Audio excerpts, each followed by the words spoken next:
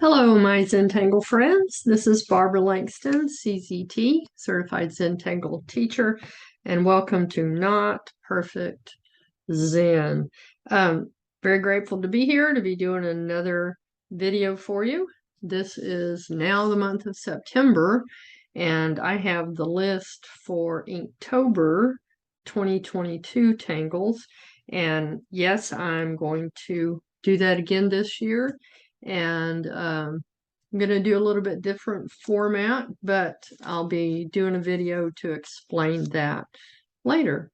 But one of the things that I was going to do was for Inktober is to use some watercolor paper that I have colored on my own. And I'm going to show you quickly how I did that.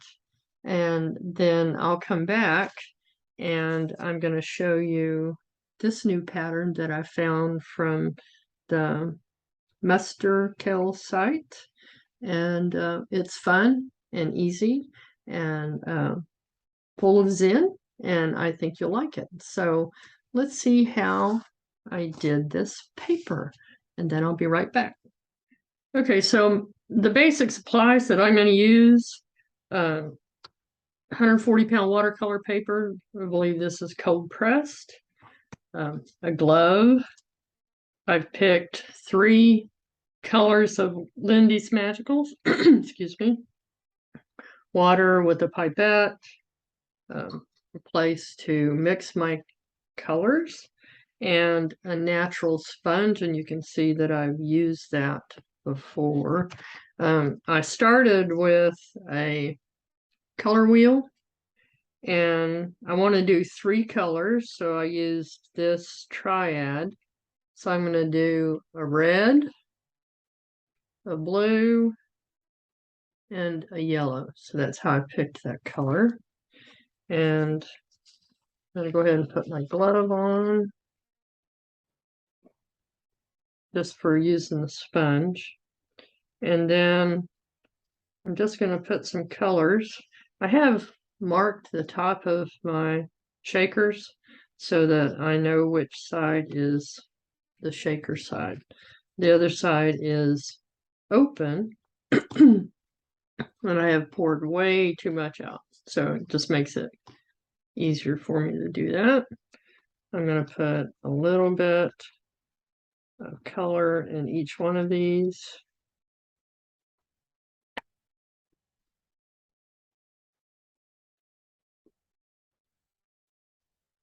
And I never know how much to put in here. I don't want it super dark, but what I do is put color all over this sheet of paper, and I believe this one is 9 by 12. And then I just cut my own tiles from it. Okay. I'm going to get some water in the pipette and put it on each one. I'm going to put a decent amount of water in there because, like I said, I don't want it to be dark colors. I just want a little bit of a background on this paper.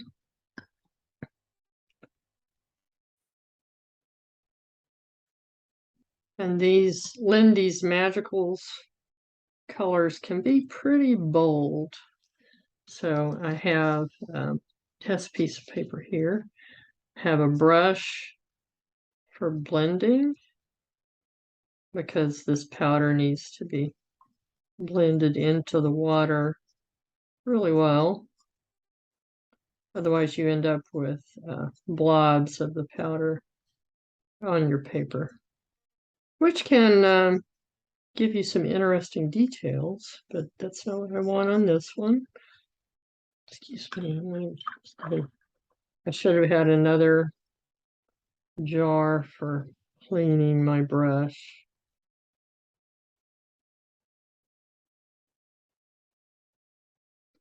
That one's pretty bright, so I might add a little bit more water to that. And when I have a lot of color left over, I'll just do some more tiles. Do another piece of paper. Okay, that's a little bit better. And then here's the red.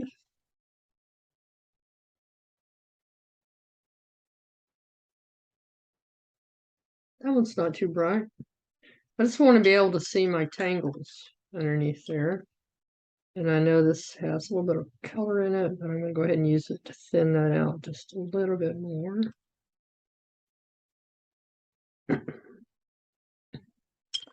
And I didn't test the yellow. Should have. Okay. And I think that's going to be good. Okay, so now I can put my brush aside, put the water aside, and just start. Okay, so here's my paper. And this is why I have the glove. I'm going to start with the blue. I'm just going to dunk in it and get a pretty good amount on my sponge. My sponge is not wet. I probably should have wet it first, but let's see how we do. So now just go in spots. I'm not trying to cover the whole thing. I just want some color on there. That got kind of bright. So I'm going to use this towel to blot that. I don't want it really dark.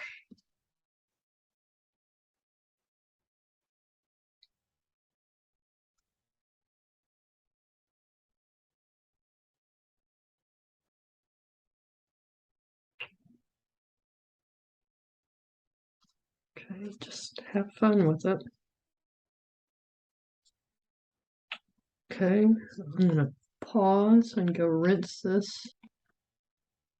Okay, so I have rinsed my sponge. Let's get some of the red on there. And then just start doing the same thing. Blot in patches.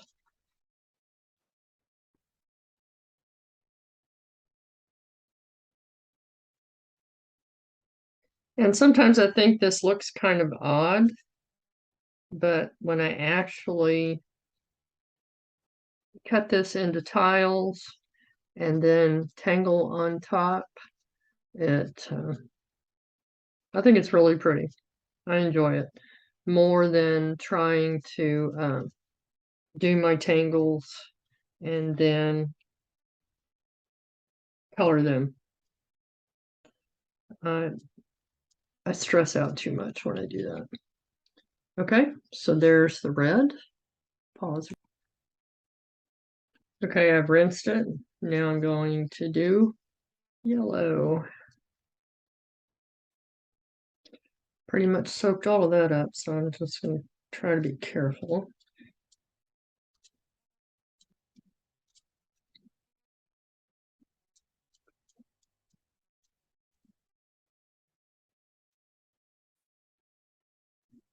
And like I say, just random. Go all around your paper. And I'm not getting it super wet, so it shouldn't warp. Famous last words. But...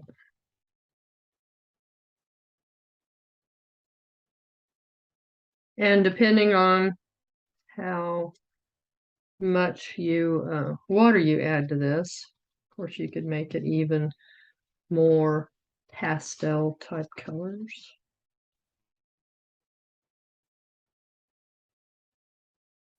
And leave some white.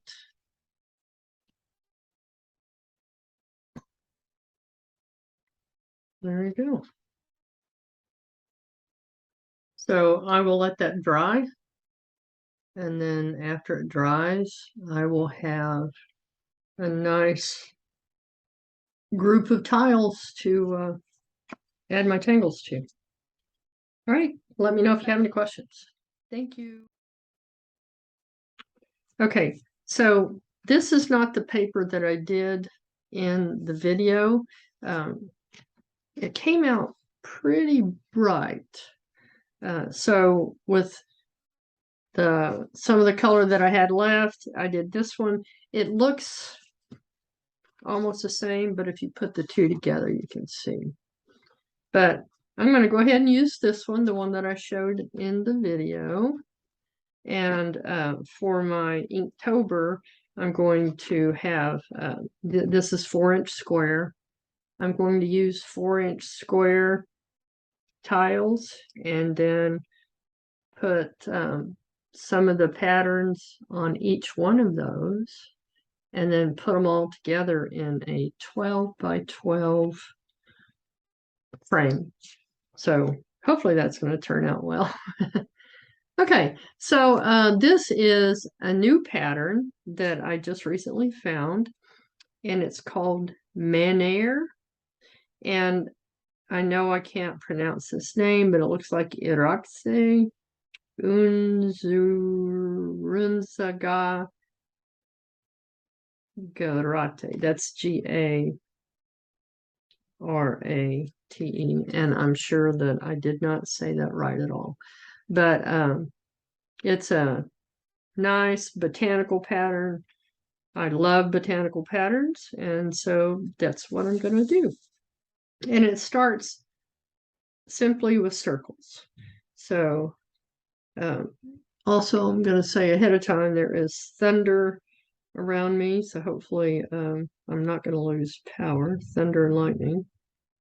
Okay, so it starts with a circle, and I'm going to put another smaller circle around that, and then she has one in the center,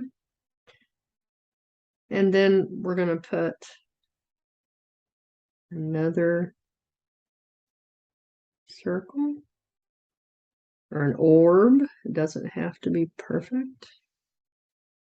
Okay, and then I'm going to put another one around that. I'm going to go ahead and turn my tile to make it easier for me to keep this kind of even. But I'm not looking for perfect. Okay, so now we have our two orbs. And we're going to just put lines through here. And this is going to become our petals. Super easy to do.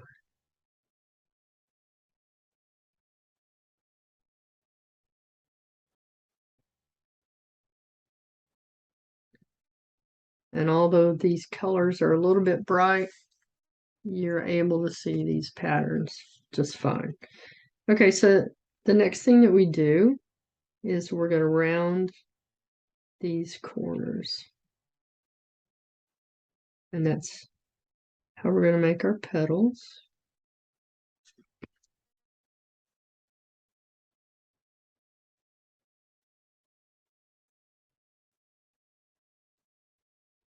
I enjoy botanical patterns, and I especially like patterns where I can look at the step out and maybe practice it once and then remember what to do so that I can just play with that pattern while I listen to podcasts or audiobooks. That's my favorite way to start my day.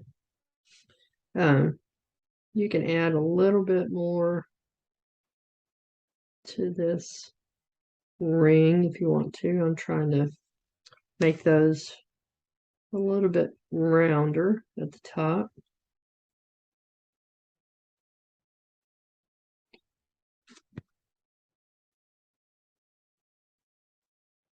What I like about organic botanical patterns is not making them perfect. I enjoyed playing with this pattern, and that lately has been my criteria for making a video, if I have enjoyed working with that pattern.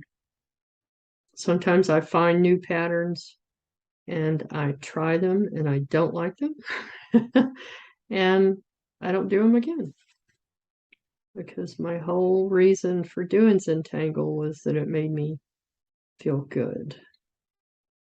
All right, so we have just rounded those corners, and now I'm just going to add a line in the center of each of these.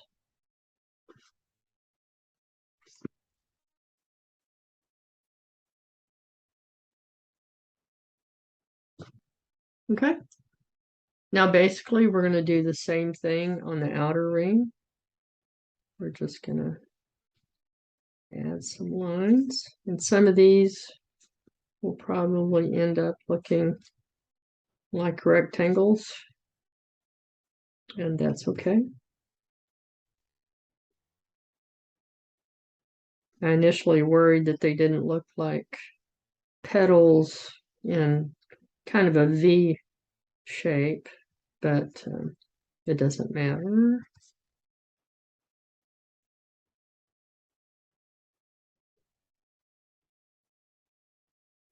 I do enjoy coloring on top of paper that already has color in it. So I have a lot of these tiles now. I had a power outage this week, and it was a sunny day, and so I was able to come into my craft room and color some paper that I'm going to use for Inktober. Okay, so on this outside, I'm doing the same thing that I did in this inner ring.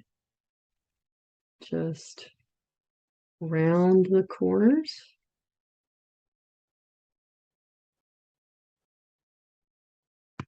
I did a couple of practice tiles with this, and I couldn't come up with what I thought was a good looking pattern to put with it. So this is going to be a monotangle, which means only one pattern.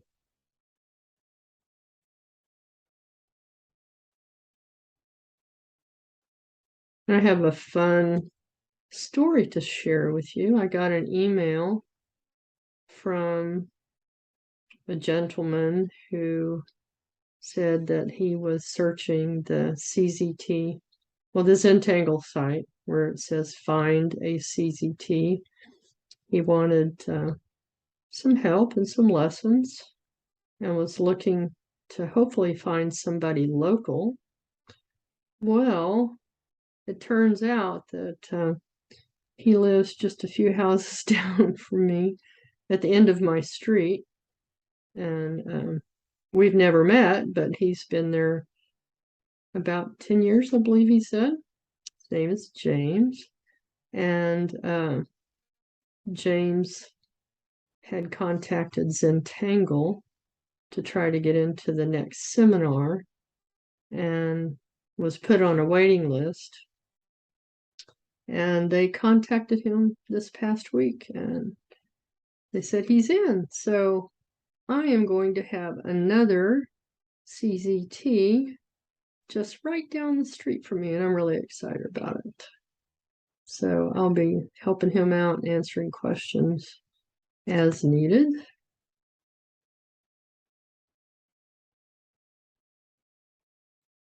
Okay, so we're almost done here.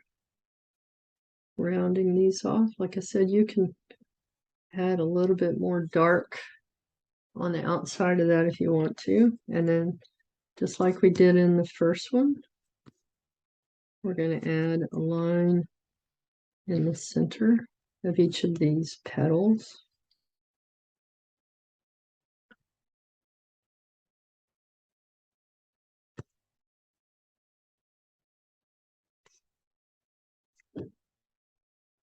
You could use some pastel chalk pencils to add some shading in there, but I am just going to use my graphite pencil.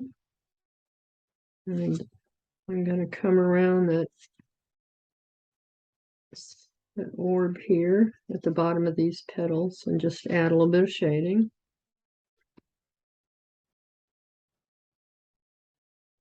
And same thing here.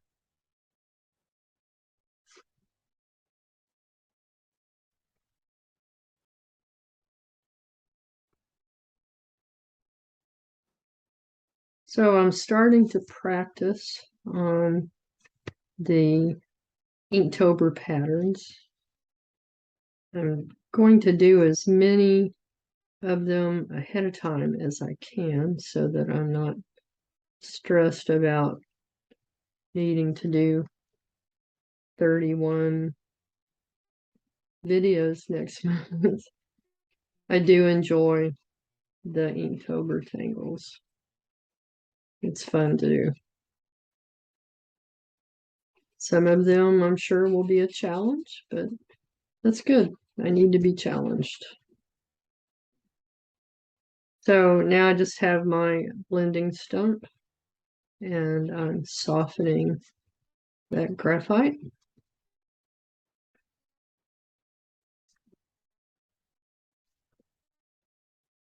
And you could put several more of these on this page.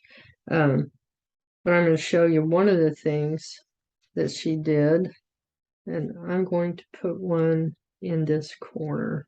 So let me get just a scrap piece of paper. So this is just a piece of cardstock that I'm going to put back here because I want to make a circle and it just helps me to get it right. I just want a quarter circle. Oops. That's okay. All right. And then this would be that other circle and the dot. So now I'm going to do, this is the second ring like we have here. And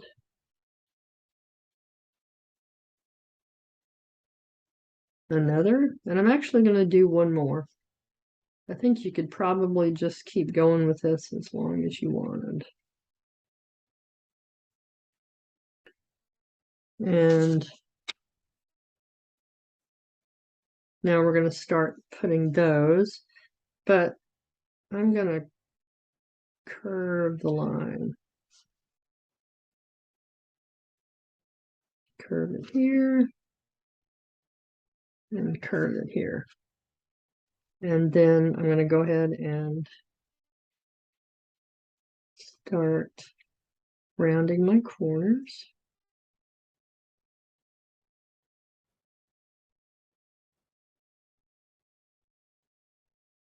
So this is just a variation that she shows in the step outs. And I will leave a link in the description of this video. Okay, so I'm going to do these, curve them in the other direction.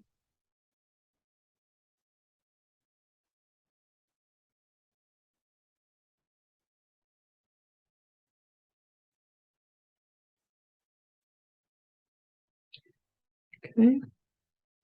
And again, we're going to come back and round these tops.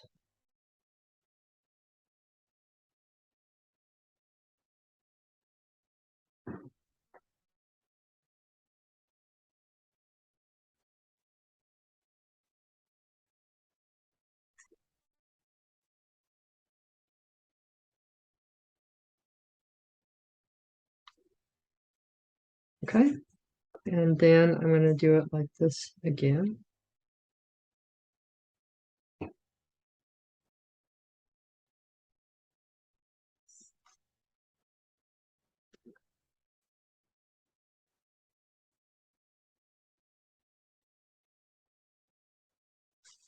All right, and then come back And around these corners.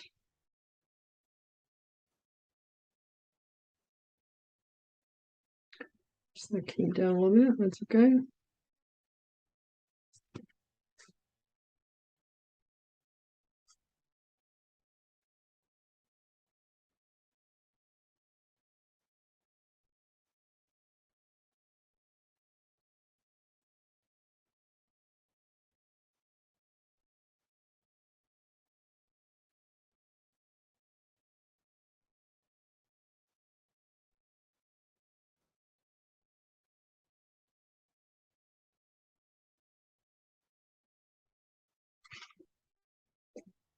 And then I'm going to put the center lines and I'm going to curve these.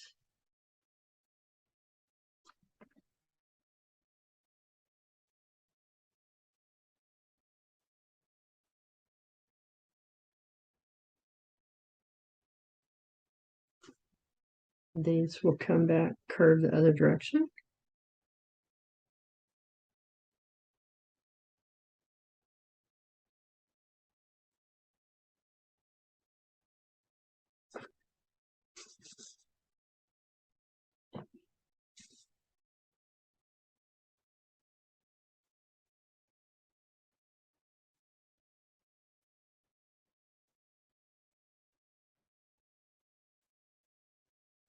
All right, so let's add some shading, just like we did on the first one.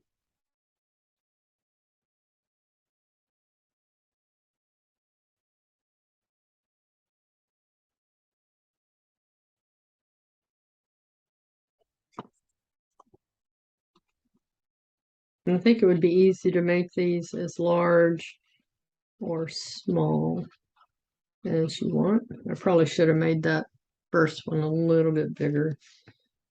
And you can also, just add a little bit of shading on these lines if you want.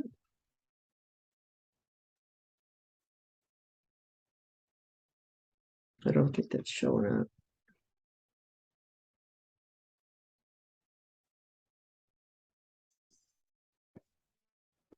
All right, that's very simple for now. I will probably add a couple more of these before I take my final picture, but it's just going to be a monotangle just like that. And again, that was Manair, and I'm not going to butcher her name again by trying to say it, but there you go. I hope that was helpful to you to see how to do that watercolor. I've done it before, but I think I'm getting better at it. I can get it done pretty fast now, and I really like how my tiles turn out when I do that. Thanks for joining me. I hope that you're having a great weekend, and I will see you next time. Bye.